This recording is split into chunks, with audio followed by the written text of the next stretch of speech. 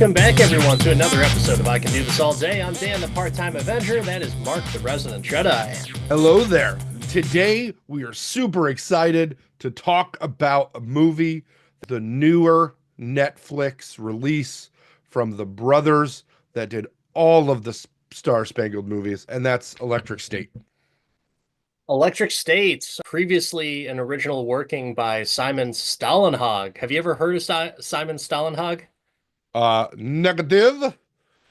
No, It sounds... I thought this was a ripoff of Ready Player One. You learn something new every day. Apparently, Simon Stålenhag's work was originally a book or a graphic novel, and a lot different compared to what was portrayed in this movie. I didn't know anything about that. I went into this just based off of, okay, cool, Millie Bobby Brown, Chris Pratt, the Russos. This is an interesting premise, and I saw some gigantic robots. I was thinking, this is going to be like a robot Goonies, essentially. That's what I thought, what my expectation was going into this movie. What about you? You know, I didn't know this was a Russo movie. I didn't know it was written by Marcus and McFeely, and I didn't look at the actors in it. Like, I hadn't heard it was coming out. I just saw it on the Netflix after watching Bert's new special, which was awesome. Friend of the podcast. Bert Kreischer, friend of the podcast. Yep. Friend of the podcast. He loves a review of The Machine. By the way, check out our episode of The Machine, which is one of our most viewed and listened to episodes out of the entire podcast. It's also the episode that we did with the least amount of shirts. Yes. Least amount of shirts. But yeah, I just saw that it was Chris Pratt.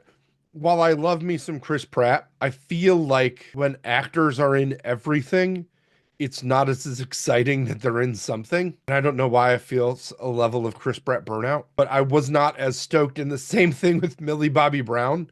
If you're in everything, like, is it important that you're in something? Wasn't stoked on the cast, but it fits our model. So I was like, we got to Electric State it up, man. We got to. With that being said, why don't you give the listeners your version of the plot of Electric State? Little boy plugged into the Matrix, takes over the body of his favorite cartoon robot, and goes and seeks out his sibling that didn't know that he was plugged into the Matrix that controls everything. And Chris Pratt somehow gets involved as a trucker and a smuggler, and hilarity ensues with the wonderful cameo from everybody's favorite nut, Mr. Peanut. Stanley Tucci is a villain. Yes. Stanley Tucci can do no wrong either. So that was, I thought, like, overall for the movie, the acting performances I thought were good. Some better than others, but Tucci I thought was good. I wasn't really into Giancarlo Esposito's character, but at the same time, it's Giancarlo Esposito, so you kind of have to like it. But yeah, Giancarlo Esposito executing people. How can we not be happy about that? I mean, he got to execute way more people in this than he did in Captain America: Brave New World. Which, that by the is way, very true. Peep the hat over my shoulder right there. My left, your right.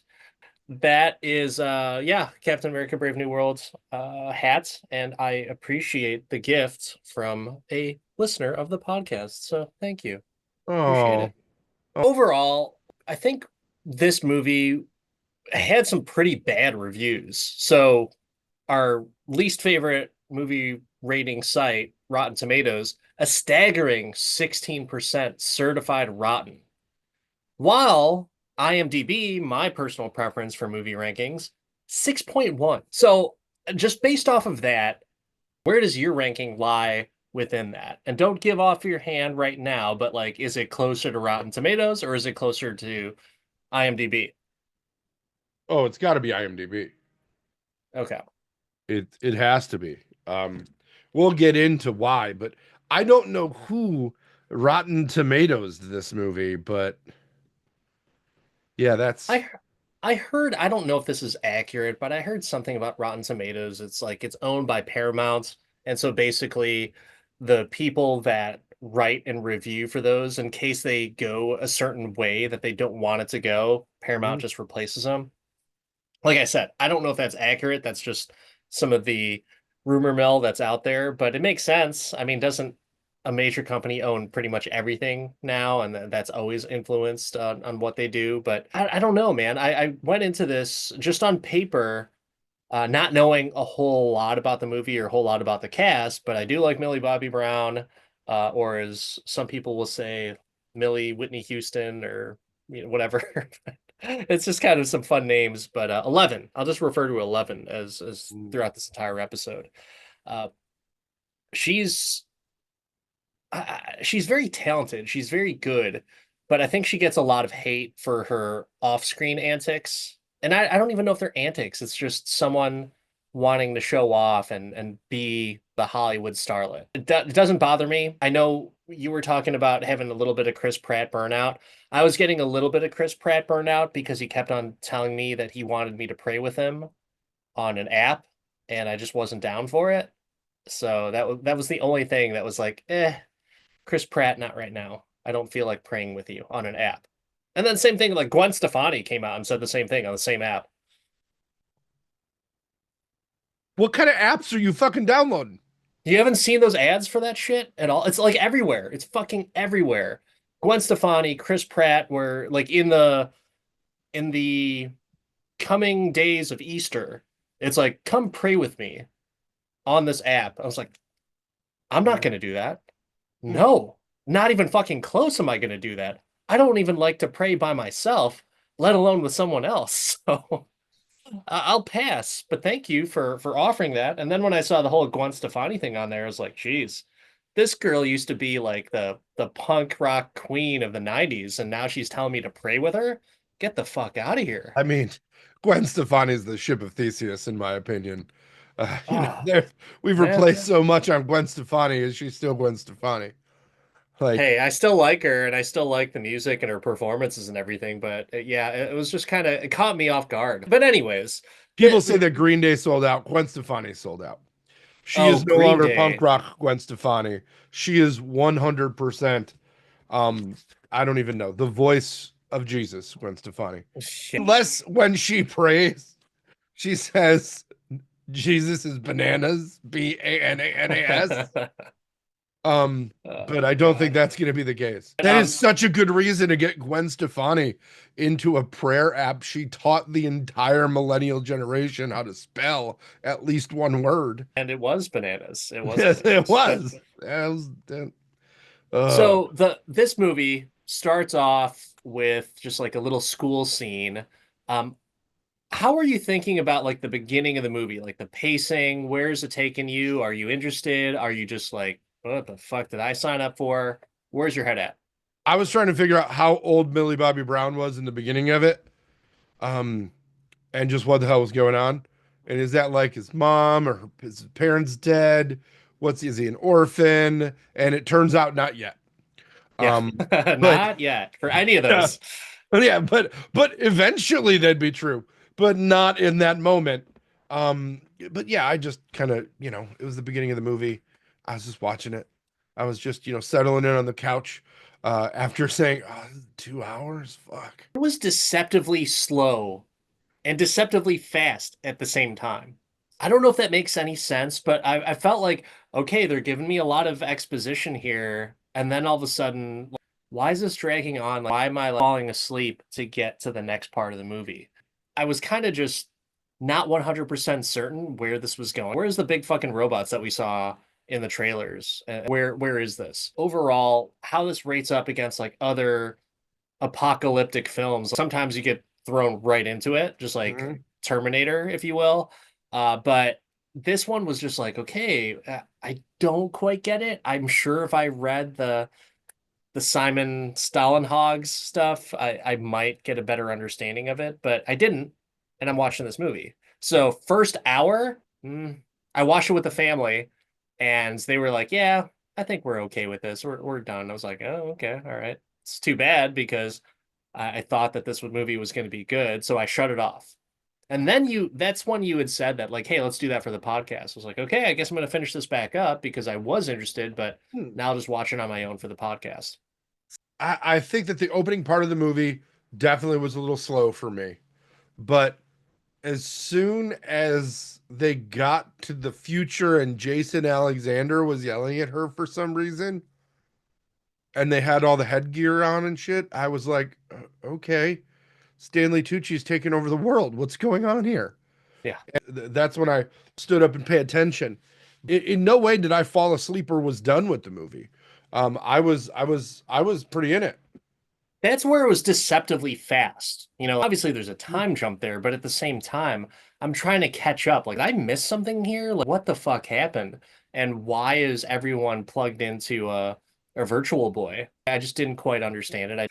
But when I picked it back up, I actually told my wife, I was like, oh, it's a shame that we stopped watching this movie because it just started picking up where we left off. But at the same time, that's an hour in. That's an hour into a movie. And I don't know about you. Before I used to be like, all right, I'm committed to this movie, whether it's 5 minutes in or 45 minutes in, I'm gonna finish the movie regardless. Now I have a much lower tolerance for like, yeah, I'm gonna shut this one off right now. If I'm not into it, like within 10, 15 minutes, I'm out. But See, I was out that initial watching because my kids weren't into it. So I was just like, I don't know where to go from here. yeah, my out starts after the preview on the streaming services. Like, I don't even turn it on. But yeah, I didn't feel that way with this. I mentioned the 2 hours early. I was like, 2 hours. And then I did not think about how long the movie was whatsoever as it was playing. Like, I had a really good experience with this movie. Well, was it because of the visuals or was it because of like the story, the actors? What was it? I think it was kind of a combination of all. I really liked the visual aspect of it. The dystopian 90s was really cool. And the all of the kind of like whimsical robots that they did. It was like in the 90s, would we really have done like a 40s or 50s cartoon style robot? I'm pretty sure that they would have made it would have been more Blade Runner. But Yeah. either way, I dug it. It just had me thinking, like, what are they going to do to these people? Like, how are the computers going to take over? And it took me a minute to realize that the computers didn't take over. There was a war around it, and it was just all this weird left brain, half brain television thing where people are off like, in Vegas with Cindy Crawford and then sitting doing work or whatever. I don't even know. But the left brain, right I, brain thing I thought was interesting. I don't even know what you were just talking about right there. I didn't pick that up from anything. Was Cindy Crawford in this movie?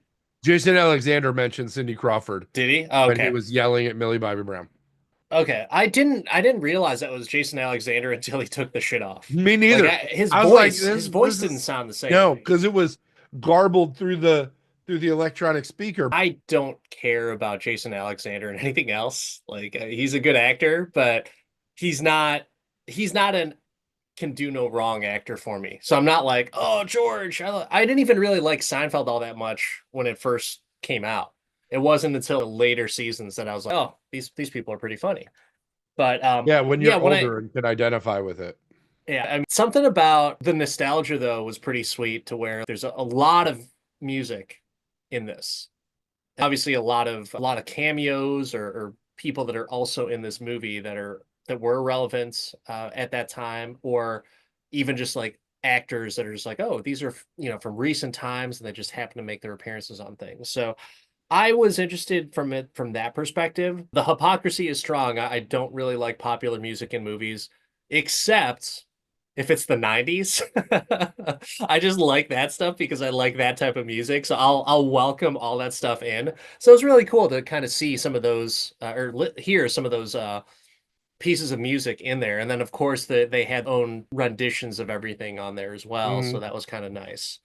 Yeah, But no, what about the action music? How did it work for you? so the music for me made the second half of this movie entirely. It was amazing, right? Right. Agreed. From Don't Stop Believing on, it just got me. And the taco robot was by far the most talented robot. That's The taco robot could have just worked in a piano bar. It was killing yeah. it. From Don't Stop Believing to Flight of the Valkyrie to I Will Survive. There was a ton of great music integration, and I honestly looked for a soundtrack that maybe gave us those covers somehow. Doesn't exist right now. Are Uh, you a fan of Good Vibrations by Marky Mark and the Funky Bunch? oh, that was great. I'm not gonna die to Marky Mark and the Funky Punch.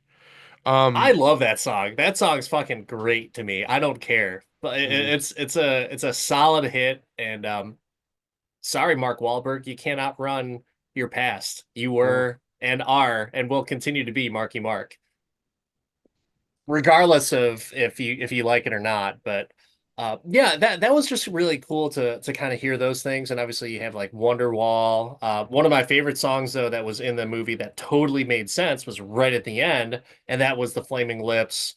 Yoshimi battles the Pink Robots, Part One, if you want to be technical. Were you a fan of that song? not that song. I did fancy some Flaming Lips from time to time. I Like she believe it don't was use you jelly. don't Is like that? yeah, she don't use jelly.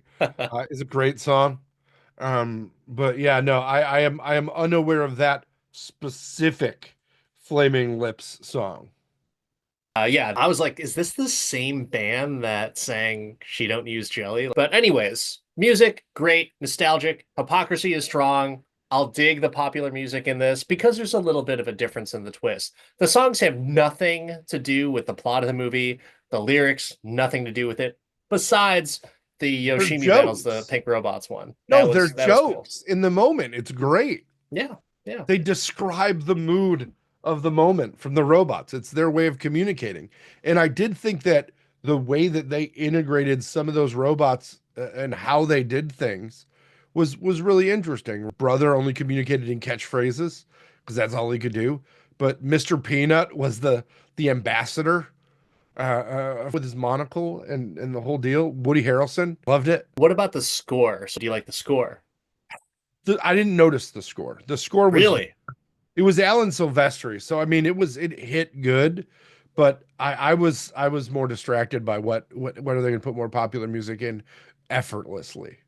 I knew it was Silvestri because that's the Silvestri sound right there. I'm pretty sure that that's him, and sure as shit it was. I had to stop in the middle of the movie to look it up, and sure enough, those themes that he has in his movies just hit really well. It's a perfect fit with him and the Russos and Marcus McFeely to be able to come together and create an end project like that. So I'm good with it. Any surprise cameos or actors that you didn't know that you're like, oh my gosh, this person's in it. Well, I came into this not knowing. So Stanley Tucci as a bad guy was awesome to me. Seeing Ki Huy Kwan in it as a computer, which is very hilarious if you know that he's Data from the Goonies, was great. And I even thought his computer representation was awesome. It was Um, really good. it was so good. But seeing him get some run in this, hearing there were a few robots that I thought it was really funny that somehow Rob Gronkowski is a voice in this. Like, what is Gronk doing here? I love it. He Max doesn't know. in He it. doesn't know. He Why doesn't know. He what? doesn't know. I will say Hank Azaria being Perplexo and I was just like, oh my God, Hank Azaria. Please let him do like 17 robots with all the Simpsons voices. And I thought for a minute, because he went in and out of like two different Simpsons characters ish voices as he was emoting. Like I heard a little comic book guy and I heard a little Duff Man in there. I didn't even realize he was in it. Oh, Hank Azaria just has a voice that you recognize, man. I don't Um, think he's in it. Or oh yeah, Perplexo. Okay, all right. So He was you the said magician behind the curtain TV thing.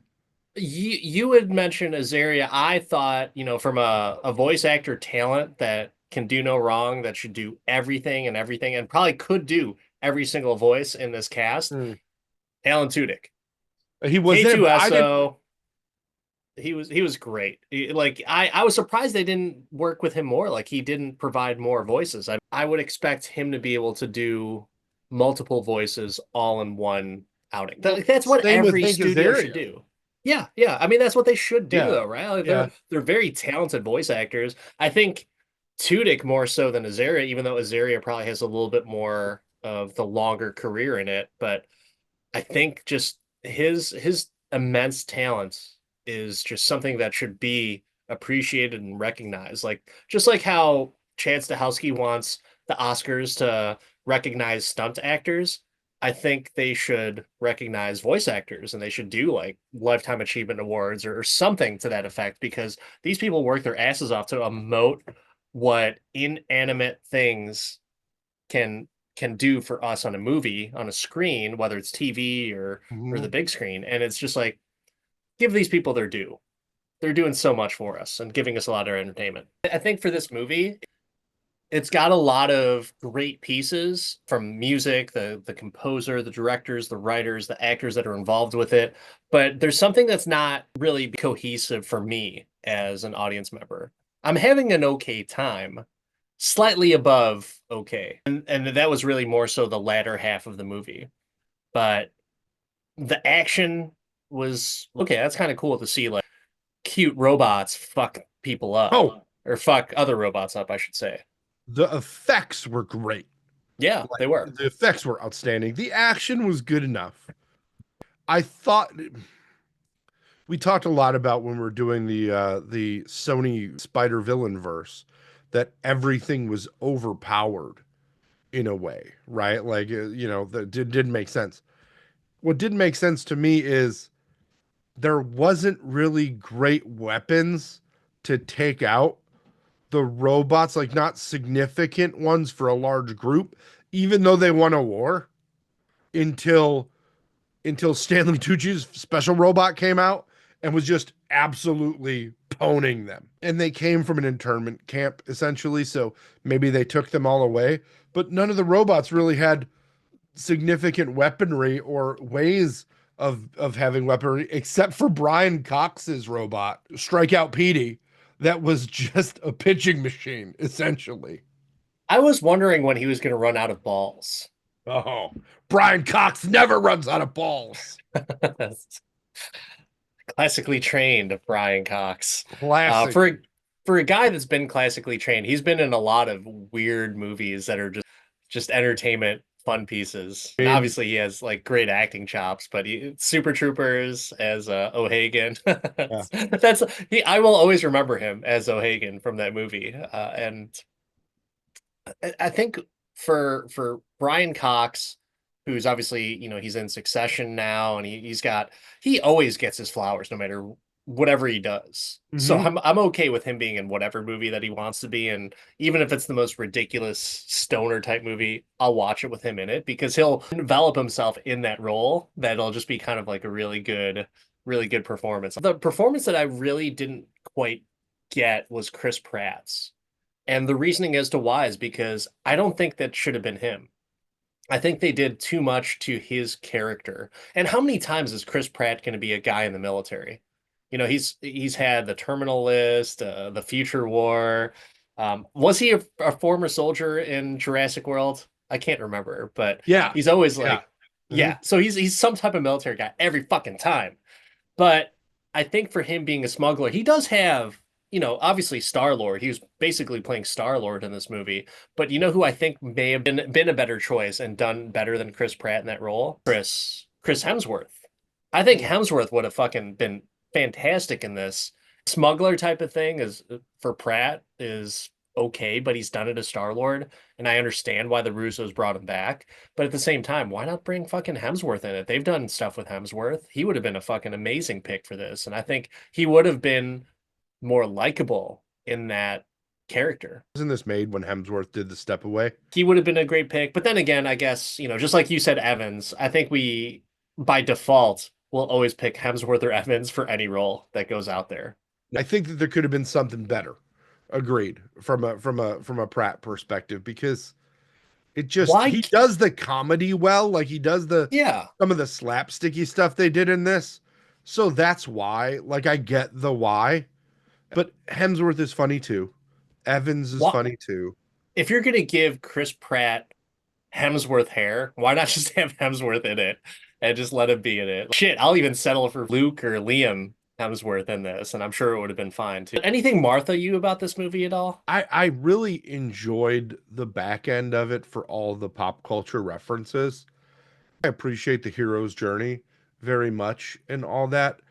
I think that them not being able to save the brother is an unnecessary plot turn. Brother may still be alive, according to Oh that yeah, yeah, last you saw scene. that, yeah, the robot setup. It didn't Martha me. It was a good twist. I like when movies like don't end the way you think they're supposed to, right? So that was fine. I was like, all that for shutting it all down. All this technology can't figure it out. I think the thing that marthaed me was the Giancarlo Esposito turn. Dude, you're a hardcore motherfucker that was just hunting robots. And now you're just like, I didn't like the way he was treating people, so I'm gonna stop. Like, really? I didn't at no point did I feel like he had a conscience on anything. Like I guess, reflecting back on it now, he did say something when they killed short round in it, and I'm just like, okay. I guess there is some reasoning as to why he wasn't 100% dick. Yeah. Yeah. That's so good. I like the turn there.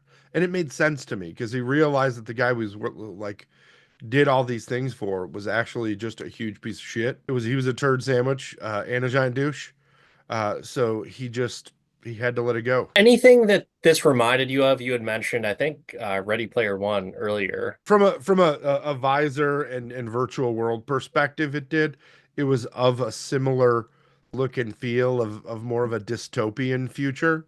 Um, Very lighthearted, yeah, the way that yeah. it looked like to me. I mean, it was weird. Like you can paint it up and destroy it and age it, but those robots just look funny.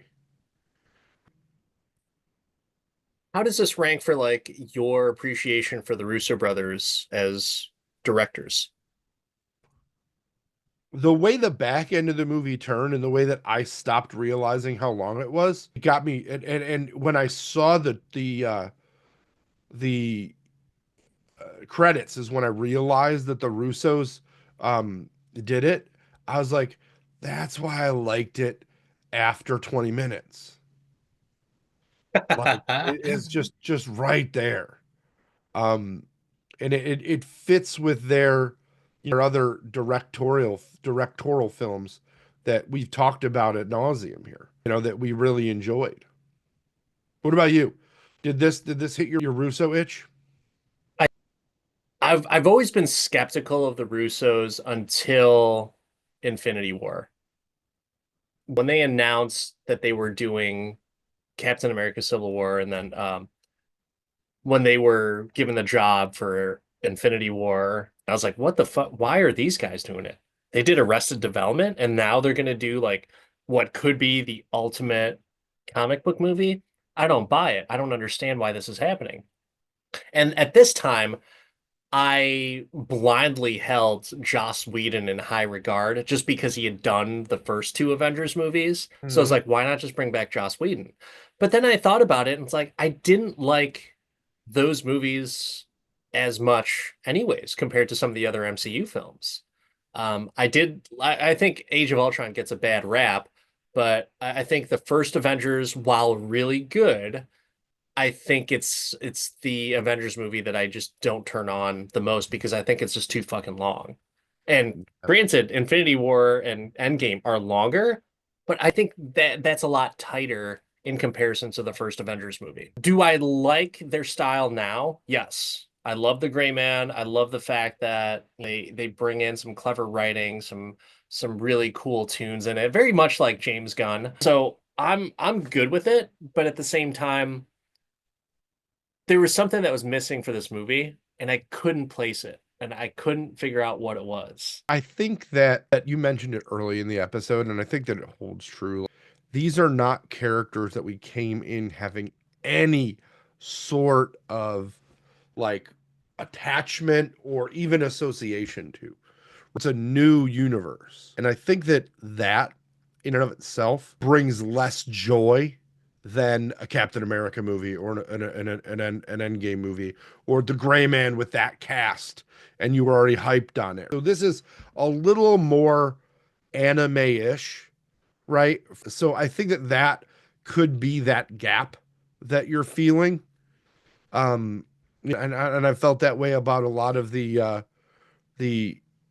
Sony Marvel villain movies because the aesthetic isn't exactly what I expect. Yeah, that's a fair assessment. I think that leads us to a relevant question to pretty much every podcast that we do, and that's going to be the end of it here. Mark, when it comes to Electric State, can you do this all day? Uh yeah, I really enjoyed it. I thought the aesthetic of it was cool. There was enough jokes and throwbacks in it to kind of keep me interested. I would turn this on in the background and let her go. Um am I like driving to come back to it? No, but I would watch it again. Um so um the same question of you, Danny, as the title goes, can you do this all day? He asked him knowingly, expecting a certain answer of opposite narrative. So the first hour, I think, drags. The back half is super fast, super fun, and you get to see and interact more with the fun-loving robots and some surprise. If you haven't looked at the cast list, I should say surprise actors that are in it, like Short Round, Ki Kwan. I think the big thing that I'm missing from it, and I didn't put it together until just now, is that my expectation going into this was it was essentially going to be like a Goonies robot movie. And while there were some cool robot characters, and I liked majority of them, most of them I would say that I liked, I wasn't reeling when some of them were just executed and taken out. I was I was surprised that they killed Short Round in it, but at the same time, the robots I didn't it didn't grow on me. So I think for that reason alone, it was kind of let down. And even though I enjoyed the movie and I rewatched the first half just to make sure I got everything and I was giving this a fair shot. I like the style of it. I like the music. I love the music in it. That definitely helped. However, I don't think I'm ever going to revisit this because I don't like the human characters all that much. As much as a great actress as Millie Bobby Brown is, I'm not enthralled by her performance and her need to go save her brother. I'm a dad. I was like, okay, yeah, save the brother. You know, like I've got two boys. I hope they would do something similar for each other, try and save each other. But I wasn't captivated. So whatever that reason was, whether it was false expectations on my part, regardless if it's right or wrong, that's just my prerogative on it and my opinion. So I'm going to say I can't do it all day. I would recommend it to people that were sci-fi fans and fans of the Russo Brothers MCU movies. But I just don't know if I'll ever be like, oh man, I gotta watch Electric State again. Or even I'll put that back on again. I don't think I'll ever think about this movie ever. So that's my story and I'm sticking to it. You know, you brought up something very interesting. Millie Bobby Brown. That would have been the person I switched out, not Pratt. I would have switched Well, her out. for what reason? Or for who? Um, for what reason is I agree, like it just didn't align for me. And I'm trying to think like, do you go younger or older for that? Like, I think the age difference between the two leads didn't create any kind of romantic tension. Not that you need that. But like, would have Florence Pugh been better? Would have Jenna Ortega have been better? Right? Like I'm just trying to, or do you go older and go for like a an Emily Blunt? I could see that. And let me correct myself in case I came off the wrong way. I don't think Millie Bobby Brown's performance was bad. I thought it was very good. I Yeah. just I think the maybe the little brother, Uh-huh. because it was such limited interaction between them, I didn't care if he died or if he was gonna die at the end. It didn't Same. bother me. Like Yeah. there was no ties to that kid. And I sorry for the actor, but I'm not going to Google it now. But I just it wasn't for me. and that character, I should say, wasn't for me. I wish there was a little bit more personification there and a little bit more depth, but nah, just didn't hit me. Didn't hit me in the feels, and that's what I wanted to feel, and I have felt, for even for the Gray Man, a hitman Mhm. protecting his boss's daughter, granddaughter, whoever it was. I can't remember that that detail of the Yeah. movie specifically, but I thought that was like a cute dynamic. There was stuff that was built there. All we got was that first scene of her brother taking that test and her interacting with him, and that was it. Mm. That was Until all that the we end, had. until the end when they did the happy scene in their basement. Yeah, yeah, Um, but at that yeah, point, I'm just like, oh, I we forgot this already is why know. we're, We yeah, already this know. is why Yeah, we're coming I got here. you. I Like, got you. okay, Well, but I oh agree. well. It's not Woody Norman's fault that they didn't give him enough screen time for us to build a bond with him. But we're going past the close here, right? We're selling past the end. Ladies and gentlemen, 1-1, do and don't. Shocking. That wraps it up for another episode of the I Can Do This All Day podcast. Signing off, I'm Dan the Part-Time Avenger. That's Mark the Resident Jedi. Don't forget to like and subscribe. Let us know what other movies we should do, what you were disappointed about this, and were you shocked that there were not more Goonies in this? Because sadly, there's just not enough movies with more than one Goonie. It's electric. So stupid.